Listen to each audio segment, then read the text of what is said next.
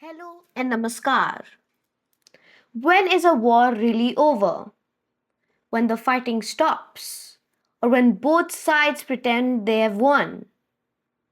That's the question hanging over Washington and Kiev tonight. President Donald Trump met Vladimir Zelenskyy at the White House, and his message was as surprising as it was controversial. He wants both Russia and Ukraine to declare victory and let history decide. Let's unpack that. Trump says enough blood has been shed. Let them both claim victory. On paper, that sounds like peace. In practice, it sounds like surrender, dressed as diplomacy.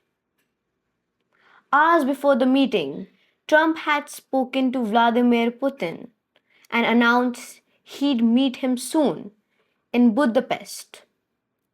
Zelensky was clearly uncomfortable. He told reporters they agreed not to discuss long range US weapons like Tomahawk missiles because nobody wants escalation. Translation: Kiev doesn't want to anger Moscow, and Washington doesn't want to look like it's fueling another front. Trump's own tone shifted back and forth, called the meeting with Zelensky cordial, even complimented the Ukrainian president's military jacket. He looks beautiful in it, he said. But moments later, he made it clear he wasn't handing out tomahawks like candy. Tomahawks are a big deal, Trump said. We want them too. And yet, when a reporter asked if he'd trade with American tomahawks for Ukrainian drones, he smiled and said, We are. They make a very good drone. So, one moment, it's peace diplomacy. The next, it's arms negotiation like a swap meet. Zelensky, for his part, praised Trump for the successful ceasefire in the Middle East, a clear reference to recent Gaza truce. But he wasn't optimistic about Russia. Putin is not ready to end this war, he said. And frankly, the evidence supports that. Just hours before Trump's call with Putin, Russia launched another massive missile strike on Ukraine. Ukrainian officials called it a direct blow to Trump's peace effort, proof that Moscow prefers missiles over meetings.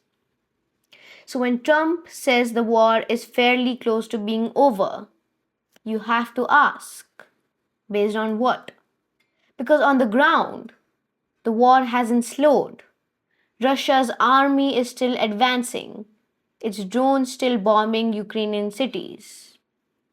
And yet, Trump insists he can persuade Putin. Yup, he told the reporters. He says he's been played by the best his whole life and always came out really well. That confidence, or overconfidence, is vintage Trump. But here's what's really at stake. If Trump convinces both sides to declare victory, he can walk away saying he ended the war without ending the occupation, without accountability, and without justice for Ukraine. It's a peace deal where everyone saves face, but only one side keeps the land. Meanwhile, behind the scenes, the US is preparing for a potential Trump Putin summit in Budapest. Secretary of State Marco Rubio will lead initial talks, and advisors from both nations are already meeting quietly. Trump says he's open to creative solutions, but he's also deploying old tactics: pressure, spectacle, and unpredictability. The question is, does that work when you're dealing with Putin? Because Russia hasn't shown a shred of compromise. Every time there's talk of peace, Moscow responds with more missiles. Here's the irony: Trump wants both leaders to claim victory. But for Ukraine, victory means survival. For Russia, it means expansion. That's not cemetery, that's surrender by another name. As one Ukrainian diplomat put it, you can't split victory like a pie.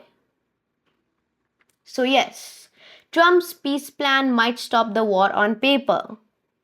But peace without justice isn't peace. It's just a pause, one that history may not judge kindly. Thank you for watching.